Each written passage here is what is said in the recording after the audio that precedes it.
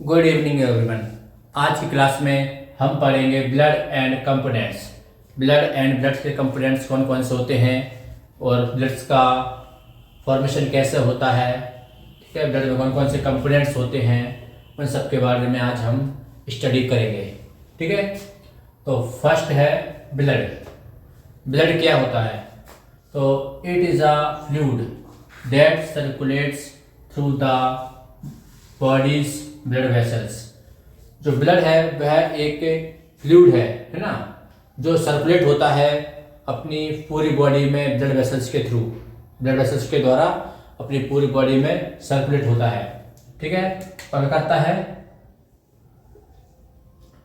Carrying oxygen, oxygen को carry करता है from the lungs to cells, ठीक है। लंग्स से लेकर सेल तक, बॉडी के हर एक सेल कोशिका तक अपनी ऑक्सीजन को लेकर जाता है और न्यूट्रिएंट को पहुंचाता है, ठीक है ना। न्यूट्रिशन को कैरी करता है और अदर सब्सटेंसेस और अदर जो चीज़ें हैं उन सबको वह डिस्ट्रीब्यूट करता है।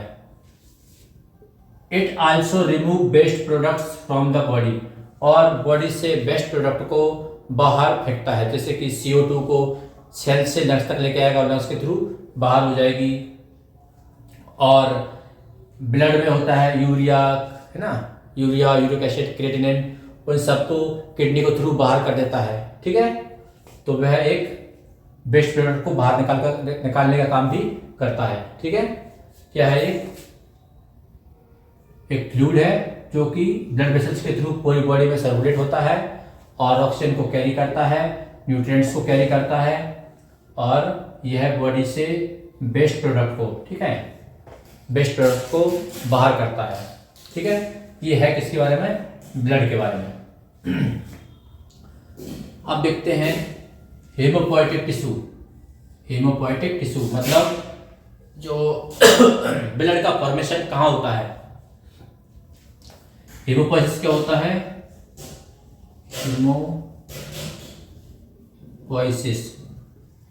हेमोपोएसिस क्या होता है? Formation of blood.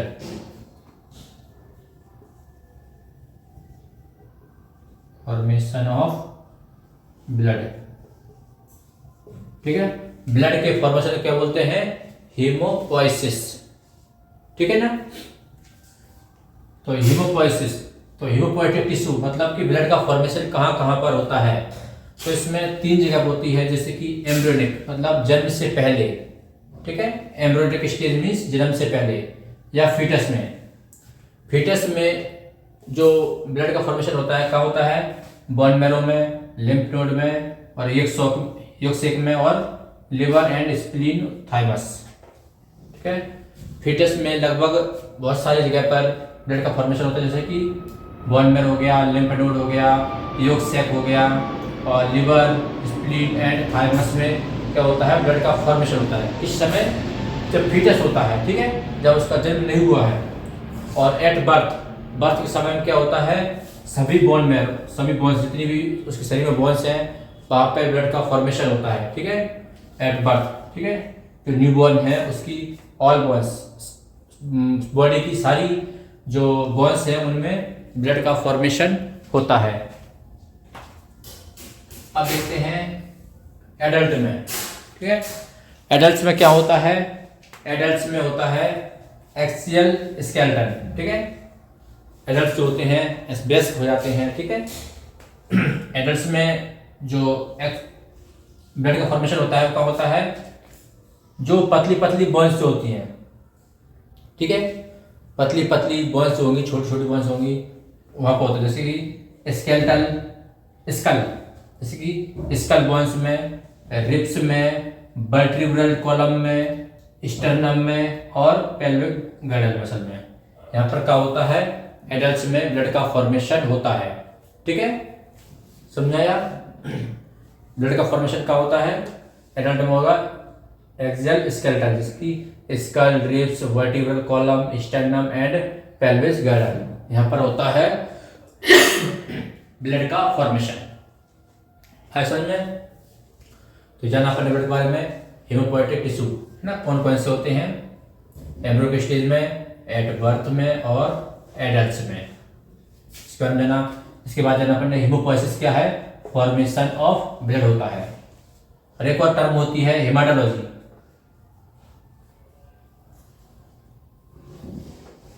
Haematology, haematology क्या होती है, स्टडी ऑफ ब्लड। हेमाटोलॉजी क्या है,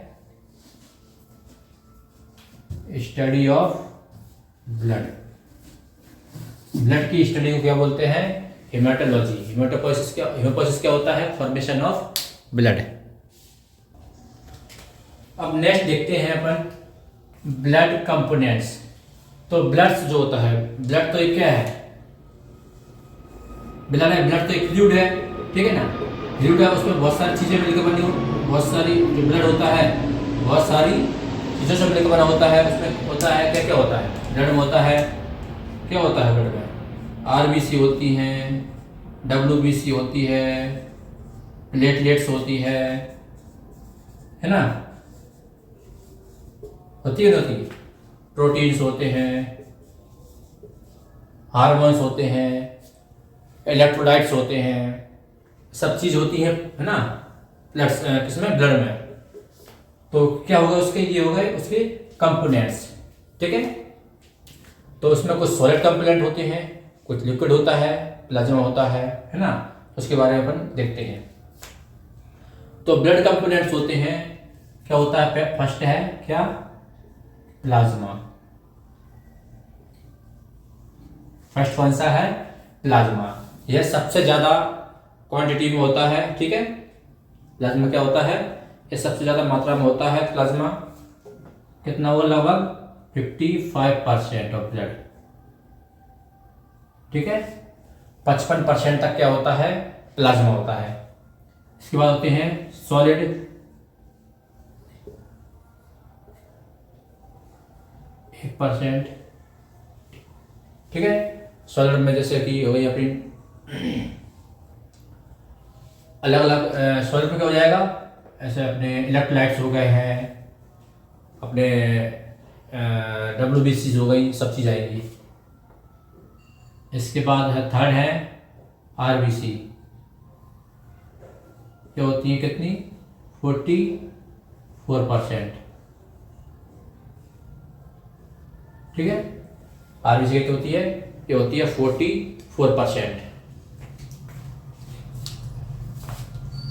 ठीक। जैसे कि अपन ने ये बनाया, एक कीप है, ठीक है ना। इसमें मान लेते यहाँ तक मानते हैं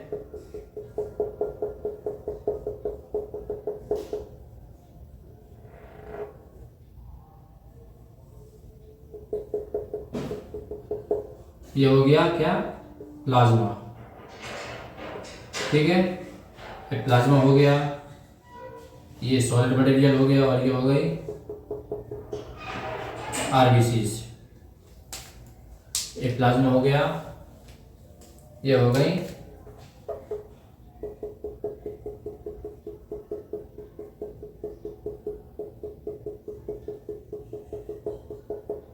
क्या हो गई, ये आरबीसी, ठीक है। और ये हो गया सॉलिड। सॉलिड में क्या हो जाएगा अपना, डब्ल्यूबीसी एंड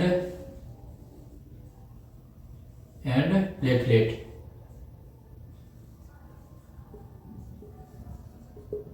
ठीक है। आसन में ये देखा अपन ने, मान लीजिए इसमें लिया अपन ने 100 ml ब्लड लिया, उसमें क्या आएगा, आरबीसी आएंगे कितनी, 44% आरबीसी होगी, 1% होगा सॉलिड मटेरियल, और 55% होगा क्या, प्लाज्मा, ठीक है। इन दोनों को प्लेट डब्ल्यूबीसी और आरबीसी, ठीक है, जो है डब्ल्यूबीसी आरबीसी प्लेटलेट, इनको मिला क्या बोलते हैं, इन सभी को क्या बोलेंगे साथ, cell of blood, cell of blood बोलेंगे, ठीक है। डब्ल्यूबीसी प्लेटलेट्स और आरबीसी को एक साथ क्या बोलेंगे, सेल ऑफ ब्लड बोलेंगे, ठीक है। इन सब चीज़ों को एक साथ बोलते हैं सेल ऑफ ब्लड। ठीक है, सेल ऑफ ब्लड या फिर फॉर्म एलिमेंट, फॉर्म एलिमेंट। ठीक है, ये वही WBC प्लेटलेट और RBC क्या बोलते हैं, सेल ऑफ ब्लड। ठीक है, इसमें क्या होता है, ब्लड क्या समझाया, ब्लड कंपोनेंट में क्या हो गई, प्लाज्मा होता है, सॉलिड होता है और RBC होती है। इनका परसेंटेज है अलग अलग, ध्यान दीजिएगा। ठीक है, अब नेक्स्ट देखते हैं, पढ़ते हैं अबाउट प्लाज्मा। ठीक है, प्लाज्मा क्या होता है, प्लाज्मा एक वाटर कंटेंट है जो कि ब्लड में सबसे ज्यादा मात्रा में पाया जाता है। कितना होता है प्लाज्मा, 55% मिलता है। कितना, 55% तक क्या होता है, प्लाज्मा होता है। ठीक है ना, तो प्लाज्मा में क्या क्या चीज हो सकती है, प्लाज्मा में होता है मैक्सिमम पार्ट क्या होता है, मैक्सिमम पार्ट होता है वाटर। क्या होता है, इसमें होता है वाटर। ठीक है ना, 90% से लेकर, है ना, कितना होता है इसमें, वाटर होता है सबसे ज्यादा मात्रा में। और क्या होता है, प्रोटीन होता है, वाटर होता है, प्रोटीन होता है। ठीक है, वाटर के साथ प्रोटीन, ये मेन कंपोनेंट है इसके। वाटर होता है मैक्सिमम पार्ट में और प्रोटीन होता है और न्यूट्रिएंट होते हैं, न्यूट्रिएंट्स होते हैं। और क्या होता है, गैसेस होती हैं, है ना, न्यूट्रिएंट हैं, गैसेस हैं, अपनी गैसेस के साथ होता है सॉल्ट्स होते हैं, सॉल्ट्स होते हैं, हार्मोन्स होते हैं, है ना, सॉल्ट्स हैं, हार्मोन्स हैं। और सॉल्ट हार्मोन के साथ और क्या होता है, हेपारिन होता है ना, हेपारिन। हेपारिन क्या काम करता है, हेपारिन ब्लड क्लॉटिंग से रोकता है। ठीक है ना, नेचुरल हेपारिन बनता है जो कि ब्लड क्लॉटिंग होने से रोकता है। और क्या होते हैं, क्लॉटिंग फैक्टर होते हैं, क्लॉटिंग फैक्टर,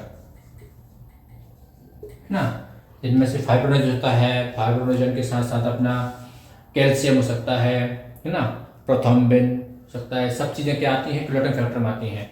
इसके बारे में अपन बाद में डिटेल से पढ़ेंगे क्लॉटिंग फैक्टर के बारे में। अब देखते हैं प्लाज्मा। प्लाज्मा क्या होता है, water, protein, nutrients, gas, salts, hormone, heparin, clotting factor से ये सब चीज़ें होती हैं। ठीक है, प्रोटीन होते हैं, इसमें 3 प्रकार के प्रोटीन होते हैं। कौन कौन से बताइए, सबसे मेन प्रोटीन कौन सा होता है अपना, एल्ब्यूमिन, जो सब जानते हैं इसके बारे में।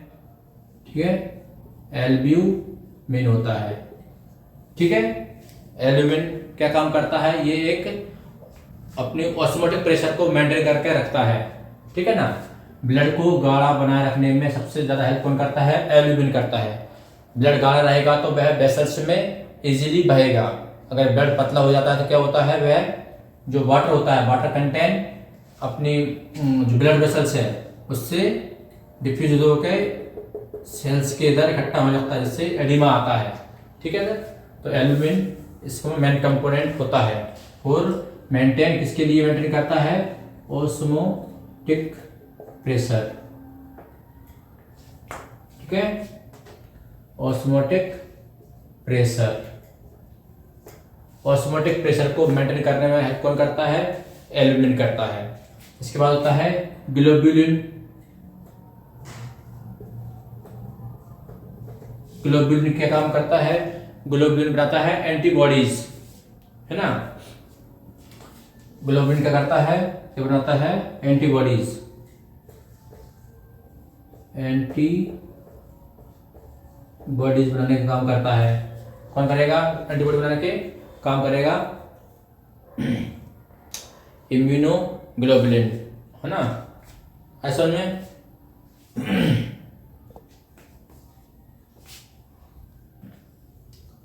और इसके बाद होते हैं कौन सा, एल्ब्यूमिन, ग्लोबुलिन और फाइब्रोनोजन। फाइब्रोनोजन, ठीक है, फाइब्रोनोजन क्या करता है और एक क्लॉटिंग फैक्टर में हेल्प करता है, help in blood clotting, blood clotting. Blood clotting में हेल्प करता है कौन, फाइब्रिनोजन। ठीक है, ये सब इसमें सब चीजें किससे पाई जाती है, ये सब मिलती है प्लाज्मा में। ठीक है, एल्यूमिन का मिलेगा, प्लाज्मा मिलेगा, ग्लोबुलिन प्लाज्मा मिलेगा, और ये भी हाइड्रोजन भी का मिलेगा प्लाज्मा में। क्या काम करते हैं ये सब, इनके अपने अपने काम है। ये ऑस्मोटिक प्रेशर मतलब कि यह ब्लड को ब्लड वेसल्स में बना रखने में हेल्प करता है। ग्लोबुलिन जो होता है वो एंटीबॉडीज बनाता है ना। इसमें एक सबसे बड़ा कौन सा होता है, गामा ग्लोबुलिन, गामा ग्लोबुलिन है ना, एंटीबॉडीज बनाने का काम करता है। IgG, IgM है ना, ये सब एंटीबॉडीज है। कौन बनाता है, ग्लोबुलिन। ये भी क्या है, एक प्रोटीन है। फाइब्रिनोजन ये भी प्रोटीन है। क्या करता है, ये हेल्प करता है क्लॉटिंग फैक्टर में। फाइब्रिनोजन का बनाने में हेल्प कौन करता है, विटामिन के। ठीक है, तो ये अपने प्लाज्मा में पड़ा। अब देखते हैं आगे, अब देखते हैं दूसरा पॉइंट, देखते हैं क्या दूसरा पॉइंट देखते हैं, फॉर्म्ड एलिमेंट। अब अपन ने पढ़ा था फॉर्म्ड एलिमेंट क्या होते हैं। फॉर्म्ड एलिमेंट होते हैं, क्या क्या आता है इसमें आता है RBC, WBC और प्लेटलेट।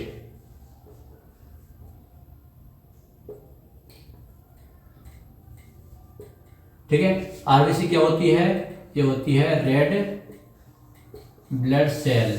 ठीक है, रेड ब्लड सेल होती है। WBC कौन सी होती है, white blood cell, white blood cell है ना। और प्लेटलेट कौन क्या होती है, प्लेटलेट होती है ना। इनको बोलते हैं, क्या बोलते हैं, थ्रोम्बोसाइट बोलते हैं। क्या बोलेंगे, थ्रोम्बोसाइट। ठीक है ना।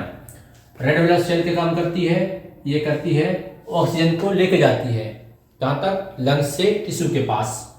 ठीक है, तो ऑक्सीजन कैरी कौन करता है, RBC है ना, ऑक्सीजन कैरी करता है ना।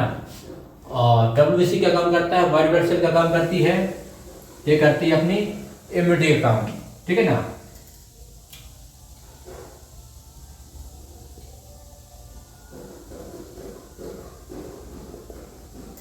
इम्यूनिटी काम करेगी, या फिर सोल्जर सेल होती है। सोल्जर सेल मतलब कोई भी बाहरी पार्टिकल्स, कोई भी इन्फेक्शन शरीर में आता है तो उससे बचाना कौन किसका काम है, वो काम होता है, बचाने का काम होता है WBC का। और प्लेटलेट्स क्या काम करती है, प्लेटलेट काम करती है ब्लड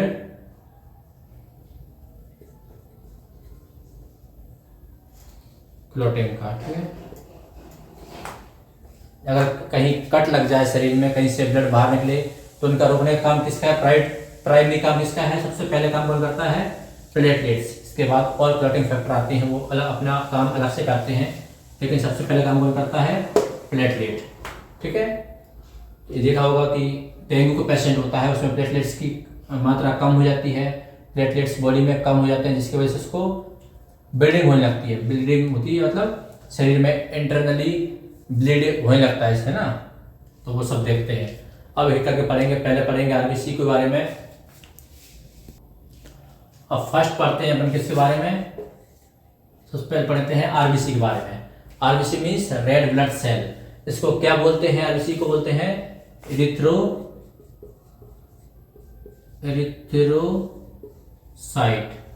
क्या बोलेंगे, एरिथ्रोसाइट बोलते हैं। ठीक है ना। एरिथ्रोसाइट किसको बोलेंगे, रेड बोन में मतलब अपनी RBC को। और erythropoiesis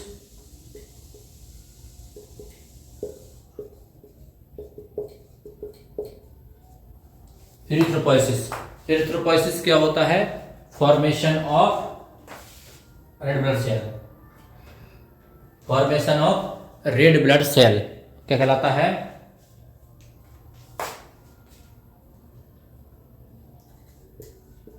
formation of red blood cell, उसको बोलते हैं एरिथ्रोपोइसिस। एरिथ्रोपोइसिस होता कहाँ पे है, ये होता है स्पॉन्ज रेड बोन मैरो। ठीक है, एरिथ्रोपोइसिस क्या होता है? ये होता है स्पंजी रेड बोन मैरो में, ऐसे है ना।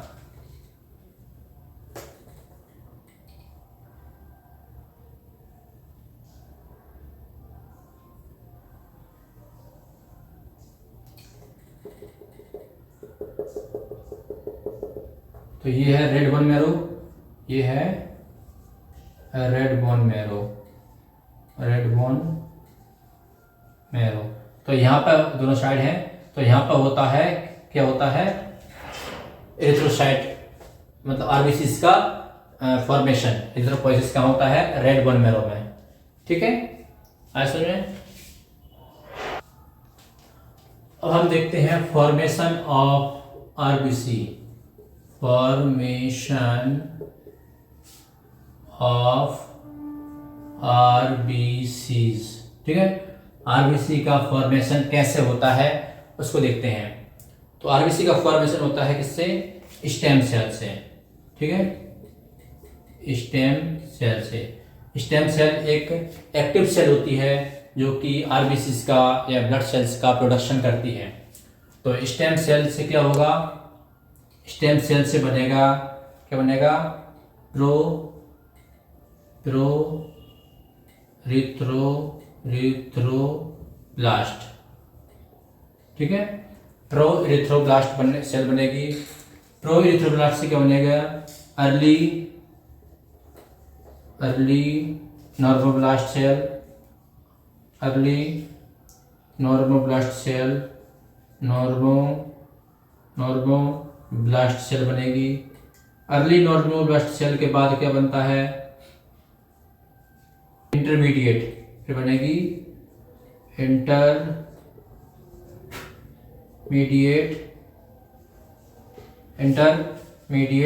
नॉर्मोब्लास्ट। क्या बनेगी? इंटरमीडिएट नॉर्मोब्लास्ट होता है। इंटरमीडिएट नॉर्मोब्लास्ट में हीमोग्लोबिन अपीयर होता है। इसमें क्या हो जाता है? Haemoglobin appear. ठीक है, हीमोग्लोबिन सबसे पहले कहाँ दिखता है? हीमोग्लोबिन वो दिखता है इंटरमीडिएट नॉर्मोब्लास्ट में। इसके बाद इंटरमीडिएट नॉर्मोब्लास्ट के बाद बनता है लेट नॉर्मोब्लास्ट। लेट नॉर्मोब्लास्ट में क्या होता है? इसमें न्यूक्लियस हट जाता है। ठीक है, इसमें क्या होता है? न्यूक्लियस जो होता है, न्यूक्लियस एक्सट्रूडेड। ठीक है, इसमें क्या होता है? न्यूक्लियस सेल है ना, आरबीसी क्या सेल है, तो आरबीसी से न्यूक्लियस बाहर हट जाता है, मतलब डिसअपियर हो जाता है। ठीक है, न्यूक्लियस उस आरबीसी में नहीं बचता है। कहाँ पर? लेट नॉर्मोब्लास्ट में। और सबसे पहले हीमोग्लोबिन कहाँ दिखता है? वो दिखता है इंटरमीडिएट नॉर्मोब्लास्ट में। ठीक है, लेट नॉर्मोब्लास्ट के बाद क्या बनता है? लेट नॉर्मोब्लास्ट के बाद बनता है रेटिकुलोसाइट। क्या बनेगा?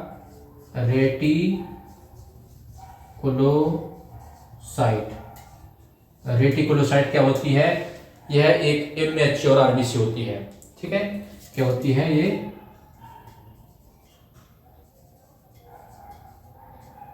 इमैच्योर आरबीसी होती है। ठीक है, रेटिकुलोसाइट क्या होती है?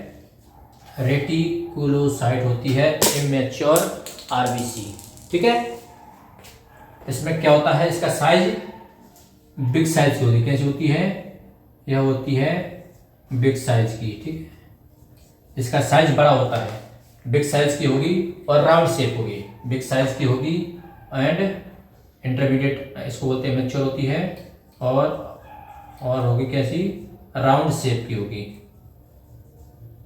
ठीक है, रेटिकुलोसाइट होती है वो इमैच्योर आरबीसी होती है, राउंड शेप की होती है और साइज में बड़ी होती है। ठीक है, फिर इसके बाद क्या होता है?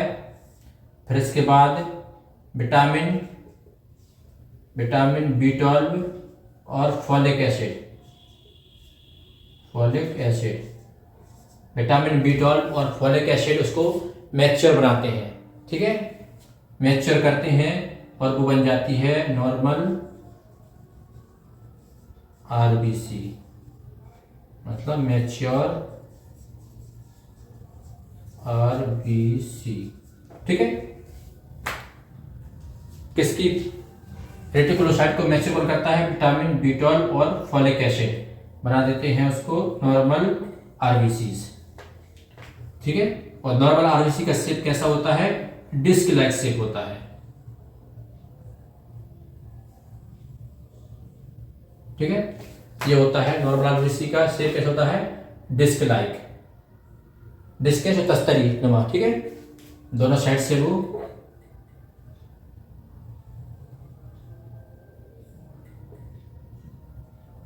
डिस्क लाइक शेप की होगी। ठीक है, ये हो गई नॉर्मल आरबीसी। कौन करता है इसको मैच्योर? विटामिन B12 और फॉलिक एसिड। तो अपन देखा आरबीसी का फॉर्मेशन कैसा होता है। स्टेम सेल होती है, स्टेम सेल्स क्या बनता है? प्री इरिथ्रोब्लास्ट सेल बनती है, फिर अर्ली नॉर्मोब्लास्ट सेल होती है, फिर इंटरमीडिएट नॉर्मोब्लास्ट होती है। इंटरमीडिएट नॉर्मोब्लास्ट में क्या दिखने लगता है? हीमोग्लोबिन दिखने लगता है। इसके बाद लेट नॉर्मोब्लास्ट बनती है, इसमें क्या होता है? न्यूक्लियस। लेट नॉर्मोब्लास्ट में क्या होता है?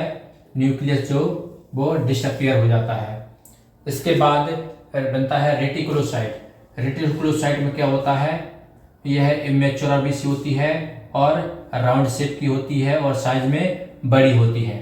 ठीक है, फिर विटामिन B12 और फॉलिक एसिड क्या करते हैं? उसको एक नॉर्मल आरबीसी या मैच्योर आरबीसी बनाते हैं, जो कैसे होती है? डिस्क लाइक शेप की, ऐसी होती है डिस्क शेप की। ऐसा में तो ये सब इसकी स्टेप्स हैं, स्टेप्स में हर एक स्टेप में बनती है।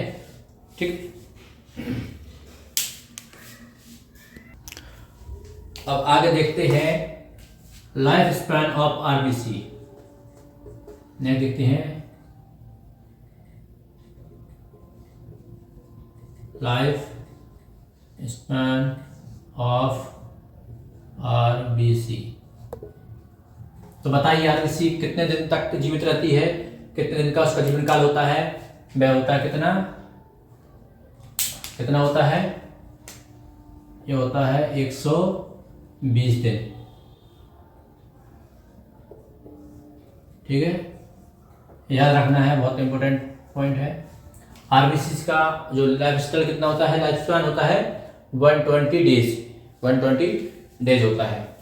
ठीक है, और जब आरबीसी की पूरी हो जाता है, 120 दिन हो जाते हैं, इसके बाद वो कहाँ डिस्ट्रॉय होती है? वो होती है स्प्लीन में। ठीक है, तो उसको देखते हैं।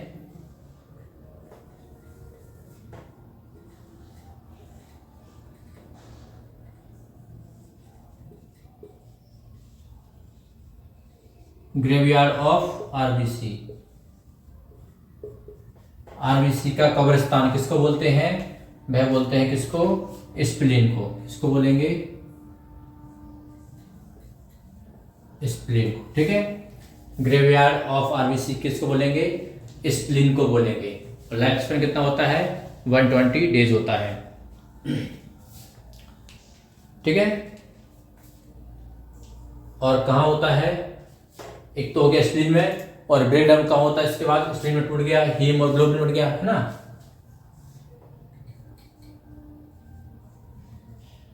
हीम प्लस ग्लोबिन हो गया। ठीक है, ग्लोबिन तो अलग निकल जाएगा, हीम पार्ट कहाँ पहुंचेगा? लिवर के पास। तो ठीक है ना, फिर ये जो हीम होता है इसका ब्रेक डाउन कहाँ होता है? लिवर में होता है ना?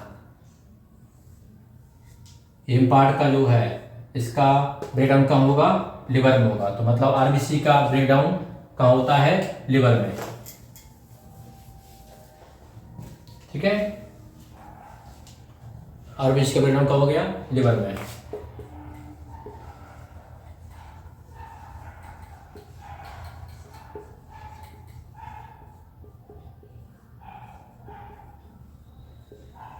लिवर में क्या होगा? इसका ब्रेक डाउन। ठीक है, अब देखते हैं आरबीसी की नॉर्मल रेंज।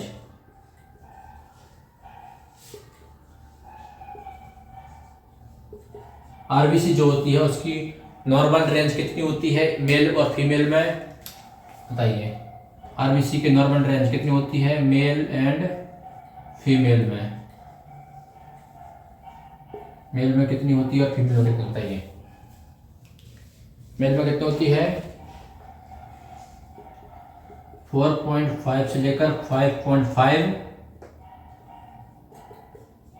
मिलियन पर mm³, ठीक है। 1 मिलीमीटर क्यूब में कितना होता है 4.5 से लेकर 5.5 मिलियंस होते हैं।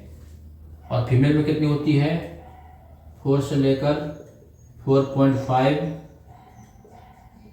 मिलियन पर mm³ होता है, ठीक है। फीमेल में ये आरबीसी क्या होते हैं, मिलियन मीन्स 10 लाख, है ना। तो 45 से 50 लाख तक किस्म होती है मेल में, और 40 से 45 लाख किस्म होती हैं फीमेल होती हैं। तो जितनी आरबीसी होगी उतना हीमोग्लोबिन होगा, है ना। जितनी आरबीसी कम होगी उतना हीमोग्लोबिन कम होगा। तो ये कंसंट्रेशन डिपेंड करता है किस पे, नॉर्मल रेंज। डिहाइड्रेशन में हो सकता है आरबीसी की मात्रा ज़्यादा लग जाए। तो नॉर्मल रेंज कितनी होती है मेल में, इतना होता है, फीमेल में इतना होता है। ऐसा में अब देखते हैं, अगर आरबीसी की मात्रा कम हो जाए, आरबीसी की जो रेंज है, ठीक है ना, अगर वो कम हो जाए तो क्या होगा, एनीमिया होगा, और बढ़ जाए तो पॉलीसाइथेमिया होगा। देखते हैं, low number of RBC, low number of RBC, अगर आरबीसी की मात्रा कम हो जाती है शरीर में, क्या बोलेंगे उसको, एनीमिया। क्या बोलेंगे, एनीमिया बोलेंगे, ठीक है ना। ऐसा में क्या बोलते हैं, एनीमिया। और अगर नंबर बढ़ जाए,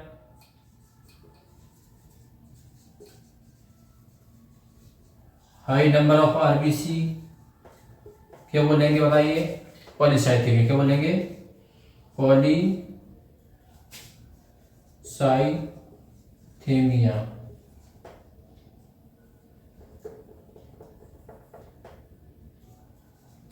ठीक है। ऐसा में लो नंबर हो आरबीसी क्या बोलेंगे, एनीमिया। और नंबर अगर आरबीसी के बहुत ज्यादा हो जाए, इससे ज्यादा बढ़ जाए, उसको बोलेंगे पॉलीसाइथेमिया, ठीक है। तो अपन देखा आरबीसी की नॉर्मल रेंज कितनी होती है, उसकी लाइफ स्पैन कितना होता है, उसका ब्रेकडाउन कहाँ होता है, ठीक है। इसके बारे में देखा, आगे पढ़ेंगे आप। अब देखते हैं फंक्शन ऑफ आरबीसी। आरबीसी के क्या फंक्शन होते हैं, बताइए। मेन फंक्शन क्या है, गैसेस का एक्सचेंज करना, है ना। तो क्या आएगा, ट्रांसपोर्टेशन ऑफ,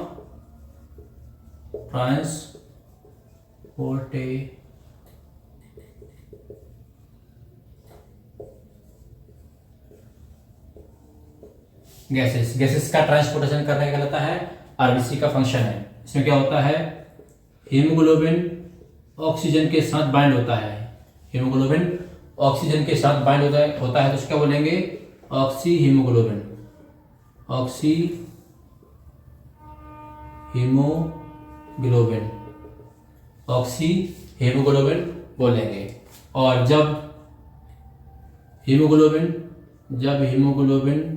CO2 के साथ बाइंड हो जाए, CO2 के साथ बाइंड होगा तो क्या बोलेंगे उसके, कार्बमिनोग्लोबिन, कार्बमिनो हीमोग्लोबिन, कार्बमिनो हीमोग्लोबिन किसको बोलेंगे, जब पहले CO2 से, कार्बोक्सी नहीं बोलेंगे, कार्बोक्सी हीमोग्लोबिन, ठीक है, क्या बोलेंगे, कार्ब अमीनो हीमोग्लोबिन। और जब हीमोग्लोबिन किससे बाइंड हो जाए, कार्बन मोनोऑक्साइड से, CO क्या है, कार्बन मोनोऑक्साइड। जब haemoglobin carbon monoxide,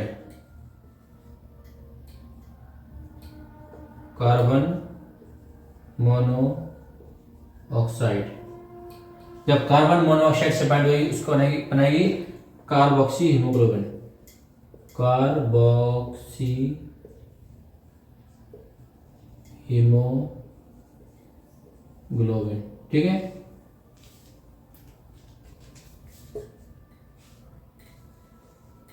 carboxy haemoglobin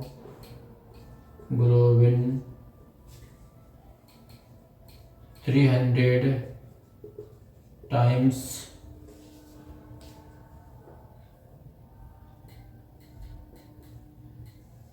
stronger than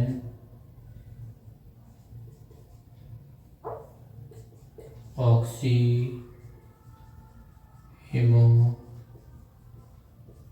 ठीक है, तो कार्बोक्सी हीमोग्लोबिन बॉन्ड जो होता है, कार्बोक्सी हीमोग्लोबिन जो बॉन्ड होता है वह 300 टाइम्स 300 गुना ज्यादा स्ट्रांग होता है किससे? ऑक्सी हीमोग्लोबिन से। ठीक है, ये बॉन्ड इस बॉन्ड से ज्यादा स्ट्रांग होता है। ठीक है ना। और फर्स्ट काम का ट्रांसपोर्टेशन ऑफ गैसेस, सेकंड काम क्या होगा? ब्लड ग्रुप का, ब्लड ग्रुप का। ठीक है ना। ब्लड ग्रुप का काम कैसा रहेगा? एंटीजन कहाँ होता है? हीमोग्लोबिन की सरफेस, आरबीसी की सरफेस पे होता है। आरबीसी की सरफेस पर क्या होता है? एंटीजन होता है। ठीक है ना।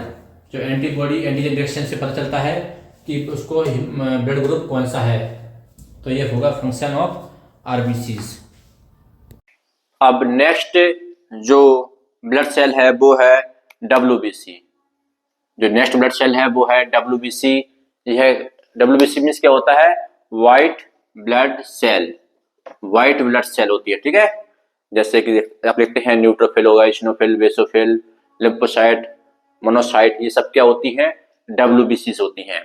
ठीक है, तो डब्ल्यूबीसी की जो नॉर्मल रेंज होती है कितनी होती है? ये होती है 4000 टू 11,000, 4000 टू 11,000। ठीक है, 4000 से 11,000 तक इनकी नॉर्मल रेंज होती है। ठीक है, आप देखते हैं टाइप्स, कितनी टाइप्स की होती हैं?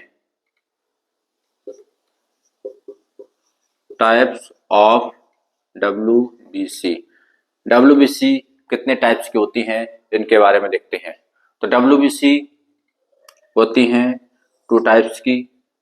डब्ल्यूबीसी होती हैं 2 टाइप्स की होती हैं। ठीक है, वो डिवाइड किया जाता है उनके कैरेक्टर के हिसाब से डिवाइड किया जाता है। एक होती हैं ग्रेनुलोसाइट,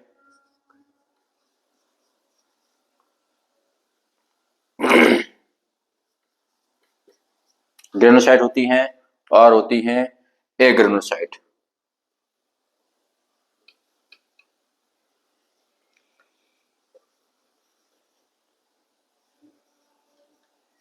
ठीक है, ग्रेनुलोसाइट से नाम समझ में आ रहा है, जिसमें ग्रेन्यूल होंगे।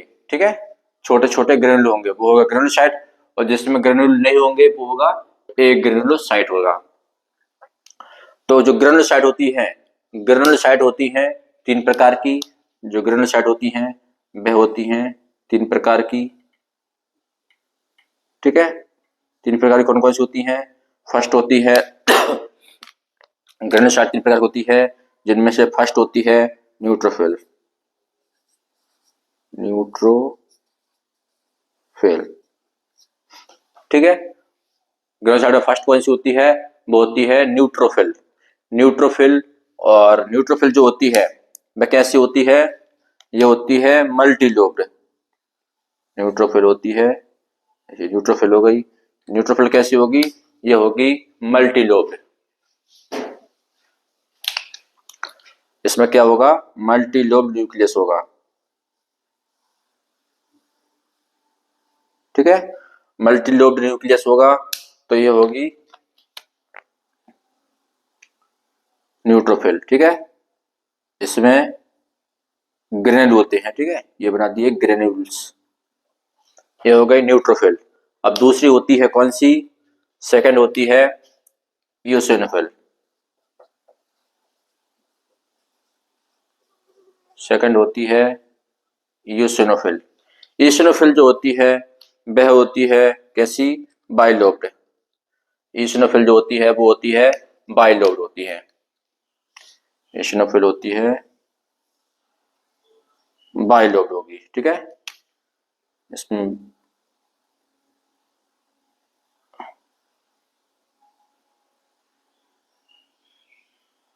ईशनोफिल हो गई बाइलोब्ड, एक ये हो गई, एक लोब ये हो गया, एक लोब ये हो गया, ठीक है, एक लोब ये हो गया, एक लोब ये हो गया, तो ये हो गई बाइलोब्ड। तो ये भी इसमें बना देते हैं ग्रेन्यूल्स, बाइलोब न्यूक्लियस हो गया इसमें।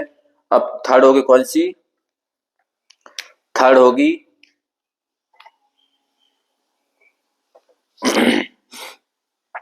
न्यूट्रोफिल, ईशनोफिल, और थर्ड होगी बेसोफिल। बेसोफिल, बेसोफिल जो होती है ये होती है कैसी, एस शेप न्यूक्लियस इसमें होता है, इसका जो न्यूक्लियस होगा वो होगा एस शेप्ड होगा, ठीक है,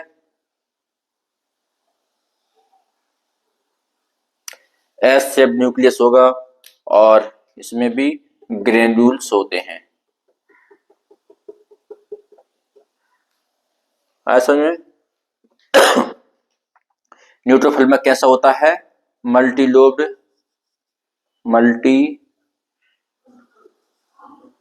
मल्टीलोब्ड न्यूक्लियस होगा, मल्टीलोब्ड न्यूक्लियस इसमें होगा कैसा, वाई लोब्ड न्यूक्लियस होगा, उसमें एस शेप न्यूक्लियस होगा, ठीक है, ऐसा में ये हो गई हो गई ग्रेन्युलोसाइट हो गई, न्यूट्रोफिल्स, इसिनोफिल और बेसोफिल। आप देखते हैं सेकंड, देखते हैं एग्रेनुसाइट। एग्रेनुसाइट होती हैं टू टाइप्स की, इसमें आती है मोनोसाइट, इसमें आएगी कौन सी, मोनोसाइट, और लिम्फोसाइट, लिम्फोसाइट, ठीक है, दो प्रकार की होती हैं, मोनोसाइट और लिम्फोसाइट होती हैं। इसमें जो न्यूक्लियस होता है ये हो गई मोनोसाइट, और इसका न्यूक्लियस होगा वो कैसा होगा, kidney shape,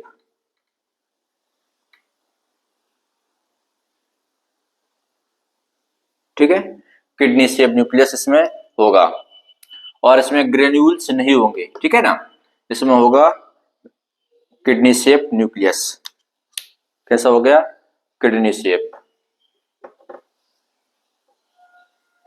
kidney shape,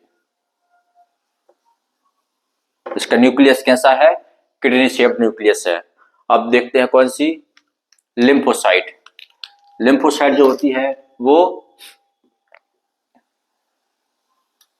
second type की एग्रेनुसाइट होती है, और इसका जो न्यूक्लियस होता है वह साइज में बड़ा होता है, बिग साइज न्यूक्लियस होता है जो कि पूरी सेल को कवर करता है, ठीक है, बिग साइज न्यूक्लियस हो गया, ठीक है, जो कि पूरी सेल को कवर करता है। तो इसका न्यूक्लियस कैसा हो गया, लार्ज न्यूक्लियस, कैसा होगा,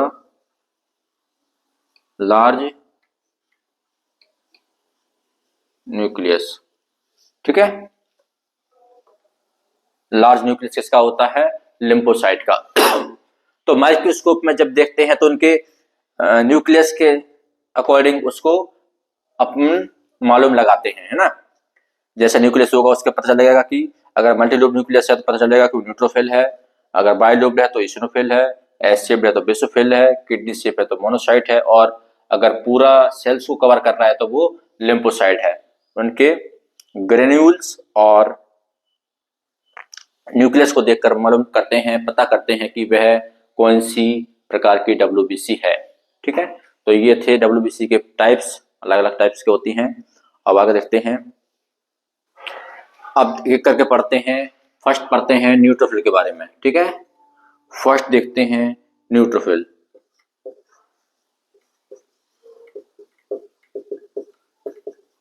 न्यूट्रोफिल जो होती है वह नंबर में सबसे ज्यादा होती है, ठीक है, क्या होती है, नंबर में सबसे ज्यादा होती है, न्यूट्रोफिल नंबर में रहेगी सबसे ज्यादा, पूरी डब्ल्यूबीसी में 70% पॉइंट रहेगा न्यूट्रोफिल होगी। तो जब भी कोई फॉरेन पार्टिकल शरीर में आएगा, है ना, डब्ल्यूबीसी का काम क्या होता है, इन्फेक्शन से बचाना। जब कोई फॉरेन पार्टिकल, कोई बैक्टीरिया, कोई वायरस शरीर में एंटर करता है तो उसको मारने का काम कौन करता है, डब्ल्यूबीसी। तो न्यूट्रोफिल सबसे ज्यादा बड़ी, सबसे ज्यादा नंबर में होती है, तो सबसे पहले एक्टिंग कौन करेगा, न्यूट्रोफिल करेगा। तो ये क्या काम करती है, न्यूट्रोफिल करती है क्या, फैगोसाइटोसिस, फैगोसाइटोसिस, फैगोसाइटोसिस काम कौन करता है? न्यूट्रोफिल करती है। ठीक है, दूसरा देखते हैं कौन सा? यूसिनोफिल।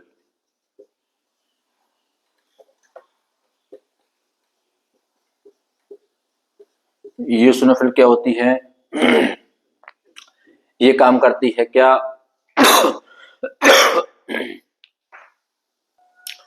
यूसिनोफिल का काम करती है, ये एलर्जिक रिएक्शन में एक्टिव होती है। ठीक है, एलर्जिक रिएक्शन में कौन एक्टिव हो जाएगा? यूसिनोफिल होता है। यह कितना होता है? ये 2 से 3% तक होता है। ये एलर्जी के लिए रिस्पॉन्सिबल होती है।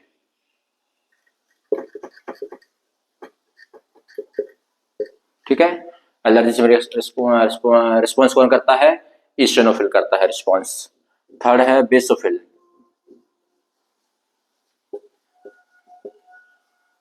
बेसोफिल जो होता है वह नंबर में 0.5% होता है और ये क्या करता है? ये सिक्रेटरी काम करता है। क्या? सिक्रेशन का, सिक्रेशन करेगा। ठीक है ना, सिक्रेशन का काम करता है, जैसे कि हेपेरिन, हेपारिन। ठीक है, हेपारिन हो गया और हिस्टामिन हो गया, हेपेरिन हो गया, हिस्टामिन हो गया, सीरोटोनिन हो गया। ठीक है, इनको सिक्रेशन का काम कौन करता है? बेसोफिल्स करती है। ये क्या करती है? इन्फ्लामेशन को बढ़ाती है। हिस्टामिन क्या करता है? इन्फ्लामेशन बढ़ाता है। क्या? इन्फ्लामेशन। इन्फ्लामेशन क्या होता है? इन्फ्लामेशन होता है जब कोई बॉडी पार्ट में रेडनेस, जब किसी बॉडी पार्ट में रेडनेस है ना, और स्वेलिंग, और रेडनेस, स्वेलिंग, पेन और हॉटनेस। ठीक है, क्या? रेडनेस और स्वेलिंग, हॉट और पेन, ये सब एक साथ होते हैं तो उसको बोलते हैं इन्फ्लामेशन। ठीक है, रेडनेस, स्वेलिंग, हॉटनेस और पेन एक साथ होते हैं, उसको बोलते हैं इन्फ्लामेशन। ये कौन कराता है? हिस्टामिन कराता है। और इसके बाद कौन सी आएगी? फोर्थ रहेगी मोनोसाइट।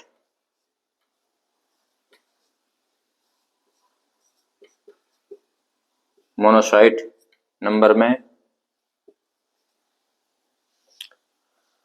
6 to 8% रहता है। नंबर में रहेगी 6 to 8% रहेगी। ये क्या काम करती है? ये भी फेगोसाइटोसिस काम करती है। क्या काम करेगी? फेगोसाइटोसिस। ठीक है, जब कोई फॉरेन पार्टिकल्स, इन्फेक्शन वगैरह शरीर में आएगा तो उसको डिस्ट्रॉय करने का काम कौन करेगा? मोनोसाइट। जब न्यूट्रोफिल से वो काम नहीं हो पाता, न्यूट्रोफिल उसको इन्फेक्शन को खत्म नहीं कर पाती, तो कौन एक्टिव हो जाता है? मोनोसाइट। मोनोसाइट फिर फेगोसाइटोसिस करता है, क्योंकि ये साइज में बड़ा होता है ना। जो मोनोसाइट होती है ये क्या बनाती है? ये बनाती है मैक्रोफेज, है ना। मोनोसाइट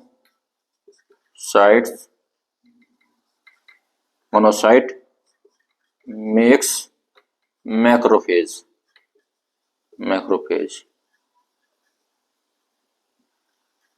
ठीक है, मोनोसाइट क्या बनाती है?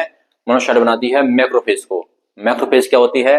मैक्रोफेज एक साइज में बड़ी मोनोसाइट होती है ना। एक बड़ी मोनोसाइट बन जाती है, उसको बोलते हैं मैक्रोफेज, जो कि फैगोसाइटोसिस का काम करती है। आया समझ में? तो यह है मोनोसाइट। आप देखते हैं कौन सी बची है? 5 बची है लिम्फोसाइट।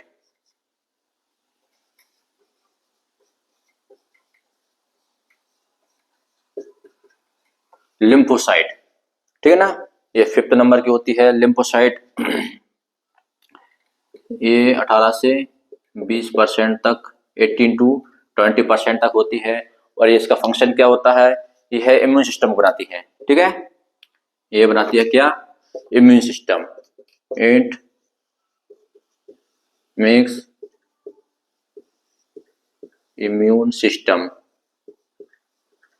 ठीक है, यह इम्यून सिस्टम को डेवलप करती है और बनाती है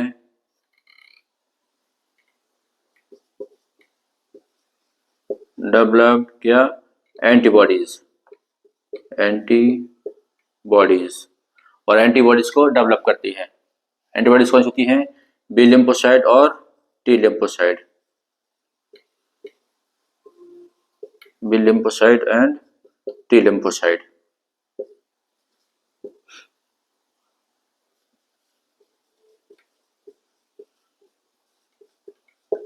बी लिम्फोसाइट और टी लिम्फोसाइट को डेवलप कौन करता है, लिम्फोसाइट करता है, ठीक है। ये एंटीबॉडीज होती हैं जो कि इम्यून सिस्टम को मजबूत करती हैं। आए समझ में, ये पढ़ा अपन ने डब्ल्यूबीसी के बारे में। और जब अब देखते हैं काउंट में अगर कम हो जाता है, देखते हैं low count, low count of WBC and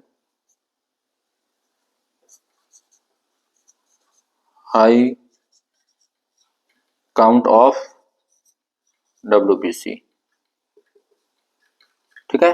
जब डब्ल्यूबीसी की काउंट में कमी आ जाए या फिर डब्ल्यूबीसी की काउंट में बढ़ोतरी हो जाए, उसको क्या बोलेंगे, टर्म क्या देंगे, लो काउंट ऑफ डब्ल्यूबीसी को बोलेंगे। या डब्ल्यूबीसी की मात्रा है ना 4000 से कम हो जाए, डब्ल्यूबीसी क्या हो जाए 4000 से कम हो जाए, उसको क्या बोलेंगे, बताइए क्या बोलेंगे, ल्यूकोपेनिया, क्या बोलेंगे,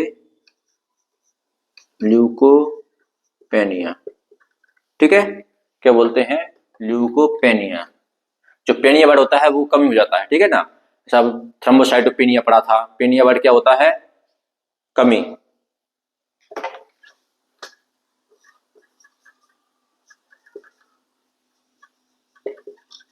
ठीक है।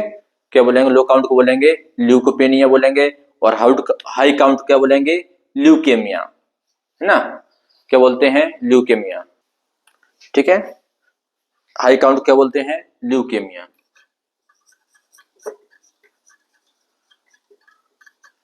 ठीक है। ल्यूकेमिया क्या होता है, ब्लड कैंसर। जब अबनॉर्मल साइज की डब्ल्यूबीसी बहुत ज्यादा काउंट में, बहुत ज्यादा नंबर में डेवलप हो जाती है, शरीर में बन जाती हैं, तो उसको बोलते हैं ल्यूकेमिया, ठीक है। तो अपन ने जाना ये आरबीसी, डब्ल्यूबीसी और प्लेटलेट्स के बारे में।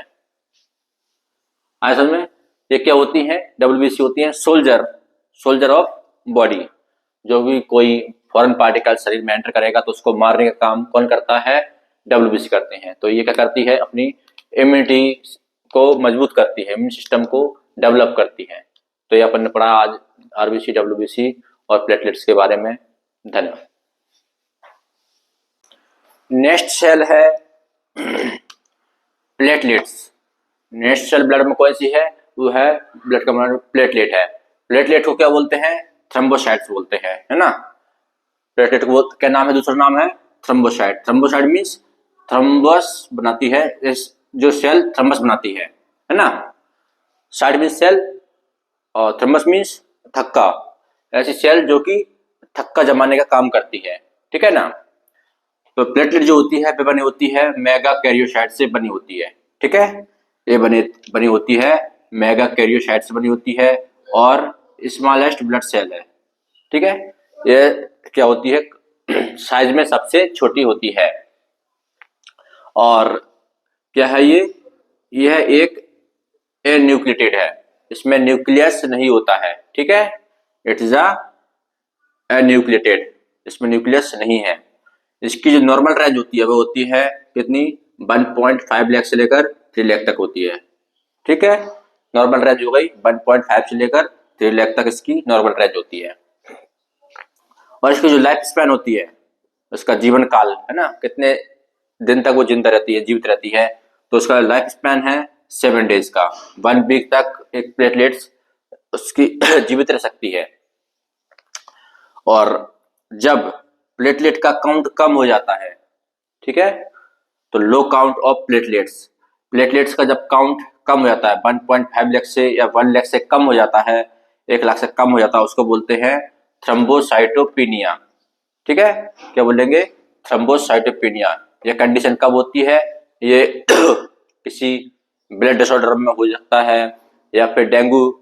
आप जनरली देखते हैं कि डेंगू पेशेंट होता है, डेंगू पेशेंट में प्लेटलेट की मात्रा कम हो जाती है। और देखते हैं कि height count of platelets, platelet की काउंट जब बढ़ जाए उसको बोलते हैं थ्रोम्बोसाइटोसिस बोलते हैं। ठीक है, क्या बोला जाएगा? थ्रोम्बोसाइटोसिस बोलते हैं। और प्लेटलेट्स का फंक्शन क्या होता है? मेन फंक्शन क्या होता है प्लेटलेट का? फंक्शन होता है प्लेटलेट का ब्लड क्लॉटिंग में हेल्प करना। ठीक है, क्या करता है? ब्लड क्लॉटिंग में हेल्प करता है। जब ऐसे मान लीजिए ये ब्लड वेसल्स है, ठीक है, ब्लड वेसल्स जो होती है अगर कहीं से रप्चर हो जाए, ठीक है, मान लीजिए रप्चर हो गई तो यहाँ रप्चर हो जाती है, तो यहाँ से ब्लड वूजिंग होने लगता है, मीन्स ब्लड वेसल से बाहर निकलेगा। तो उसको रोकने के लिए क्या करती हैं? प्लेट्स आकर यहाँ पे उस साइड पे एग्रीगेट हो जाती हैं, है ना, आके प्लेटलेट चिपक जाएंगी, जिससे कि वहां पे एक थक्का जम जाएगा। थक्का जम जाएगा तो यहाँ से ब्लड बाहर निकलना बंद हो जाएगा। तो ये क्या हेल्प करती हैं? ब्लड क्लॉटिंग में हेल्प करती है। कौन? प्लेटलेट्स। ठीक है, आया समझ में? तो ये था प्लेटलेट्स के बारे में। और क्लास आपको अच्छी लगी हो तो plus like share and subscribe करें। आज के लिए इतना ही, धन्यवाद।